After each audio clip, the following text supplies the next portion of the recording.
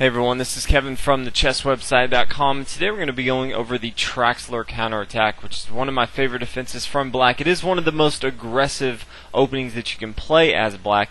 You often won't get an opportunity to play it, but if you do have an opponent that really enjoys the Italian game, which is pretty much what it comes from, then you will have more opportunities than not to try this out. So it starts out again with the Italian game, pawn e4, pawn e5, knight f3, simple development move from white, trying to control the center.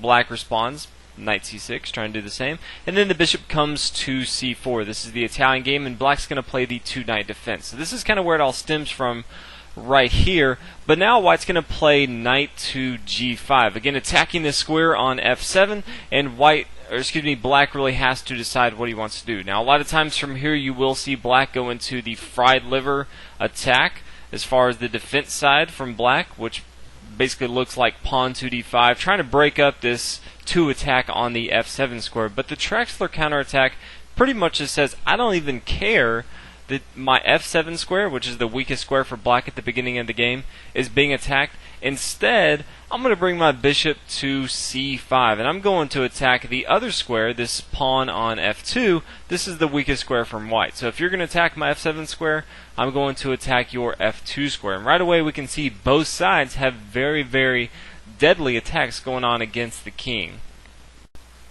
In this video exclusively, we're going to be talking about what happens when the knight takes on f7, which is what I see most of the time. This knight here cannot be taken from this king on e8, and at the same time he's attacking the queen on d8 and the rook here on h8. So as far as a material standpoint, this is a very good move from white.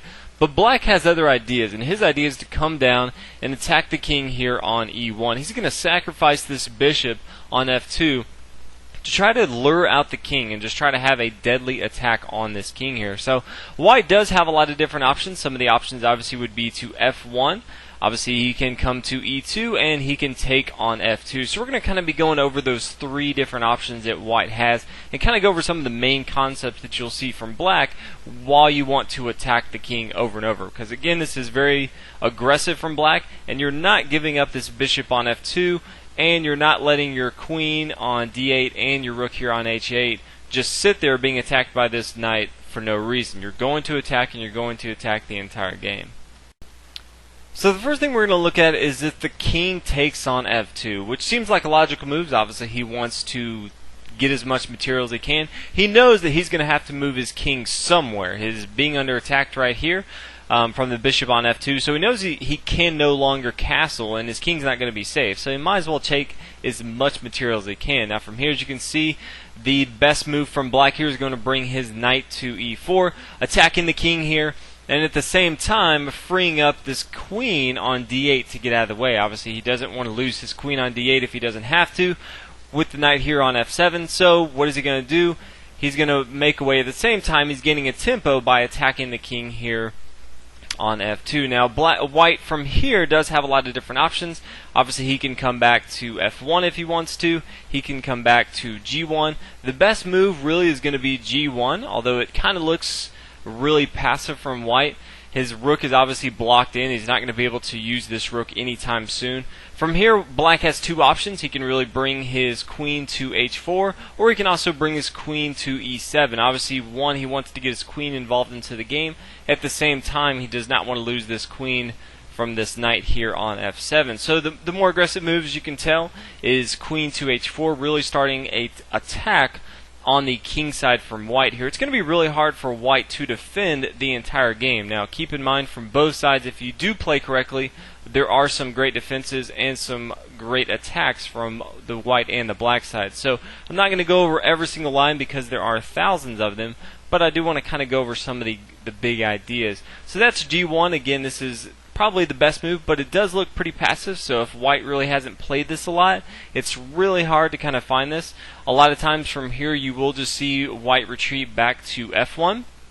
From here again, black can come to h4.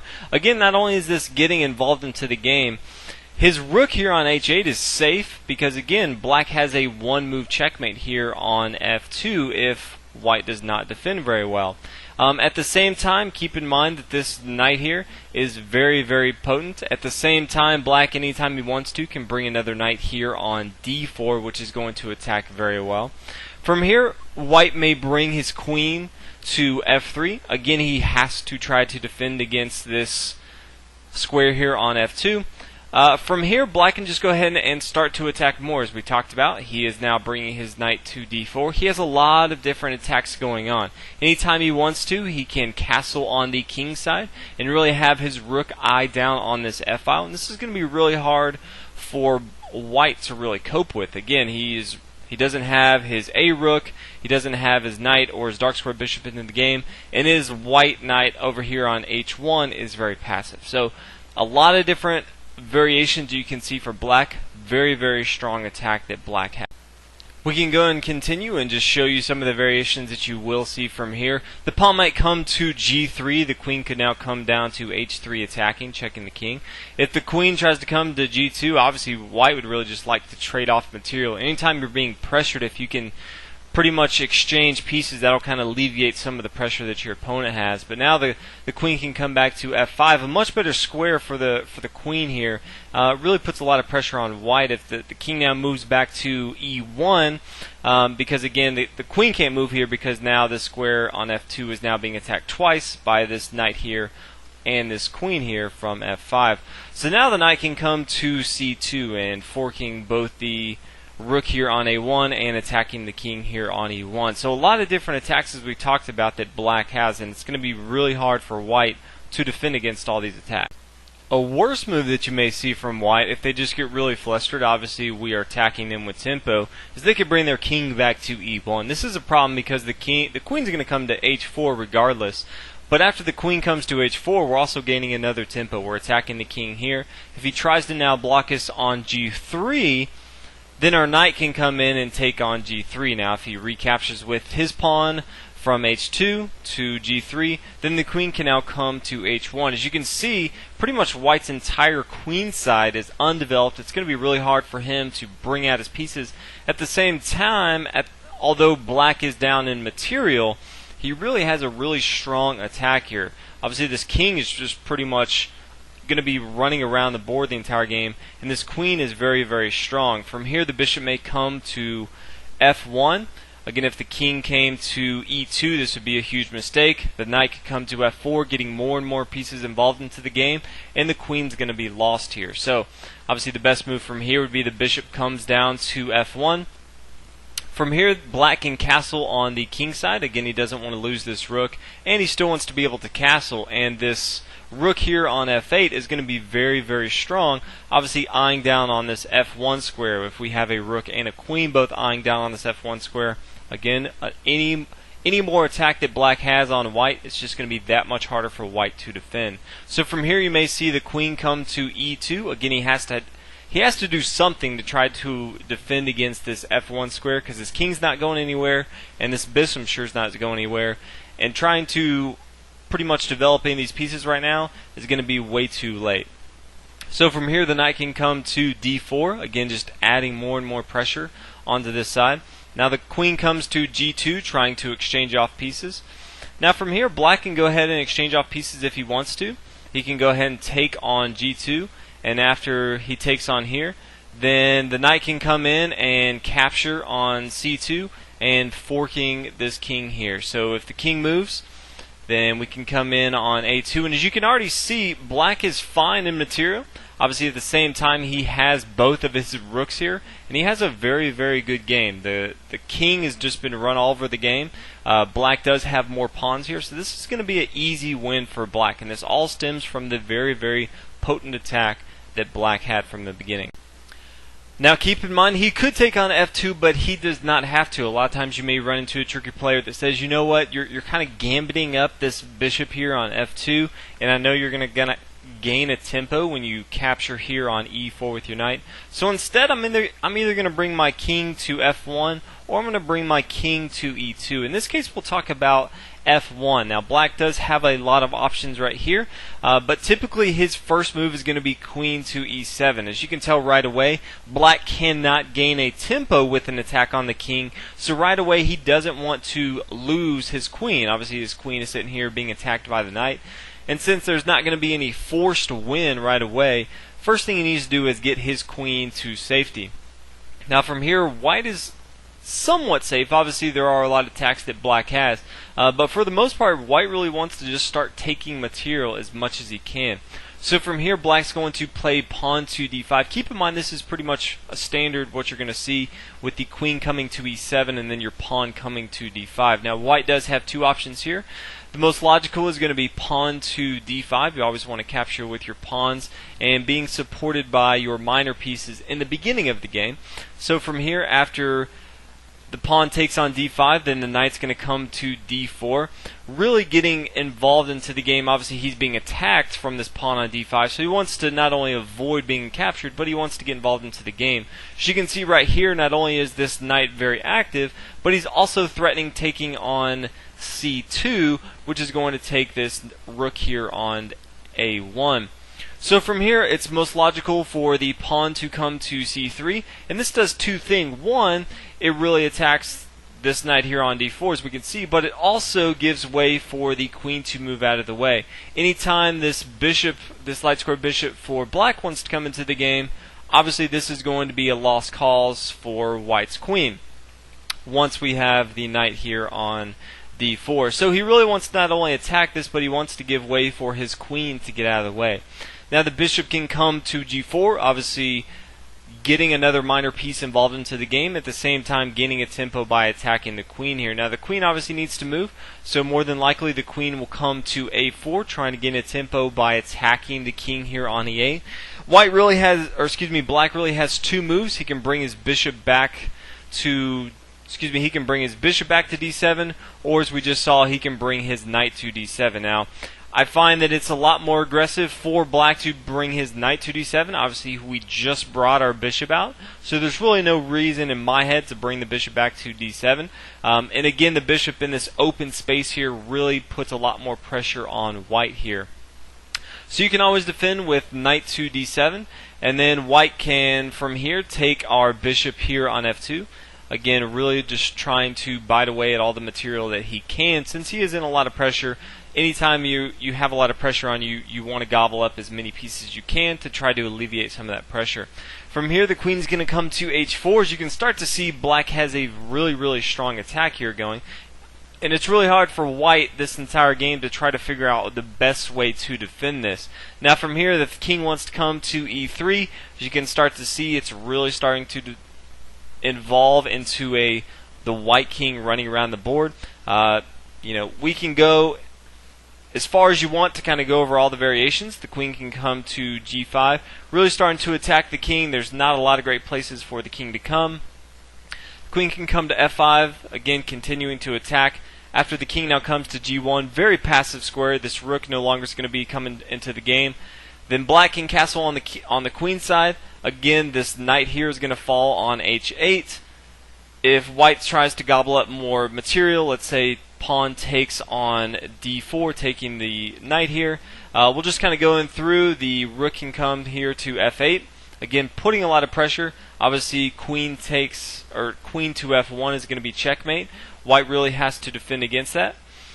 So one of the moves he can do is pawn to h3. Again, kind of giving way for a square for his king to go.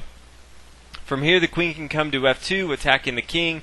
If the king starts to run, we can sacrifice our bishop. After the king comes, then the pawn can come to g5, and it's going to be a good game for white here. It's going to be all over. So, as I've talked about many times in chess, it's not always about how many pieces you have, it's about how many active pieces you have into the game attacking your opponent. So as we can see, even though black is down a crap ton of material, it's going to be very hard for white to win this game. His dark square bishop's not doing anything. Both of his rooks are passive. His knight here is still on b1, and his queen's over here. He was trying to gobble up some material. At the same time, he's nowhere in the action, and he can't really attack our king, because pretty much every move that black has is attacking the king. So just one of the ideas that you may see. Now, the last idea that you may come across in the Traxler, and we'll go ahead and go over a famous game by Traxler, and this is kind of what started the entire Traxler counterattack, is we'll go ahead and start into it with knight takes on f7 and bishop takes on f2. Now in Traxler's famous game, his opponent played king to e2. We've already talked about what happens if the king takes on f2. We've also talked about what happens if the king moves to f1. And now we're going to see king to e2, which, as we can see from this famous game, is probably the worst move ever. And Traxler just pretty much dominated him from the get-go, basically teaching him a lesson on pretty much you need to know all these crazy openings or I'm just going to dominate you on the board. So that's what he did. So he played knight to d4, again getting his minor pieces involved into the game. If you have a ton of minor pieces in the middle of the board and the king is just being chased all over, it's really hard for your opponent to do anything. At the same time, it really allows you just to be creative in chess. The more pieces you have active, if you're chasing around the king, it pretty much just comes down to a big puzzle for you. Can you navigate all your pieces around to checkmate your opponent? And that's pretty much what Traxler did in this game. So from here the king came to d3, and now the pawn came to b5. Now this is a pretty intense move right here. White pretty much saw that if the knight came on d8, because right away he's not being attacked here, so in some regard he could try to just gobble up material. He saw that after he takes on d8, that the pawn could come here, take on c4 with the tempo, attacking the king here on d3, and after he takes, the bishop could come to c6, and after the king moves, then the bishop could come down to e2. The queen's going to be lost. At the same time, black's going to have a much better position. He's going to be able to take this knight here on d8. At the same time, the white king's in the middle of the board. Black can pretty much still attack the entire time, and he has a much better position than white does. So in this case, in the game as we saw it, instead of taking on d8 the queen, white decided to instead move his bishop back to b3. Now from here, black brought his knight down to e4, again just getting ready for the attack. And so from here white decided now would be a good time to take the queen on d8. Obviously he didn't realize just how big of an attack that black had. So from here the knight's going to come to c5, attacking the king on d3. The king now moves to c3, and then pretty much it was just game over. It was just a matter of Traxler pretty much using all his pieces to dominate. So from here the knight's going to come to e2, and this does a few things. One, not only does it check the king, forcing white to do a move, but at the same time it frees up the bishop to come to d4, which is just a fascinating move in itself. So the queen's going to capture and the bishop is now going to come to d4, attacking the king here. So the king's going to come to b4, and the pawn's going to come to a5, attacking. Pretty much the rest of the game is just going to be attacking all over the board. So the king's going to take on b5. Anytime your king goes past your opponent's, or past your own fourth rank, it's usually not a good thing. It usually means your opponent's just attacking all over the board. So from here the bishop came to a6, and after the king took, then the bishop came to d3. Now I know myself, I would be just so tempted to go ahead and take this queen on e3, or excuse me, on e2, but Traxler realized he pretty much had a mating net all the way, so he knew that when he brought his bishop to d3, not only was this a discovered attack, but he also wanted to keep this bishop where it was, and he really wanted to keep this queen out of the way. So it's just kind of a just an extra little dagger saying, I don't even need to take your queen, I'm going to win regardless. So the king came to b4, and now the knight's going to come to a6. Again, every move from now is going to be an attack. The king's going to now come to a3, and again another discovered attack. He's now sacrificing a knight here on b4, and after he takes on b4, then pawn to c5 is checkmate. Now, I don't know how far along he thought this through, but this is one of the most fascinating attacks that I've seen in a long time. Just sacrifices, really getting all his pieces exactly where they need to be so that he can win the game with checkmate. So, hope you guys enjoyed. Really what I want to stress with the Traxler counterattack is there's so many variations, but it really allows you, as far as black, to really be creative with your attack. So there's many different ways that white can try to defend. He can try to gobble up more of your pieces. He can try to win that game. Or he can just try to go into safety mode and just try to defend his king the entire game. But you pretty much as black have so many different options to attack that I really like this defense from black. So anytime you see your opponent at the beginning of the game, if you're starting up with the Italian game, and then you see him try to bring his knight to g5, you can just kind of wave your finger at the computer board and say, "Ha, no sir, I don't even care about this f7 square, I'm bringing my bishop down to c5." And then just see what he does. He might just resign right there, which would be kind of funny. So hope you guys enjoyed this video. If you haven't already, please subscribe to the YouTube channel and check out the website, www.thechesswebsite.com, and I will see you guys in the next video. Thanks for watching.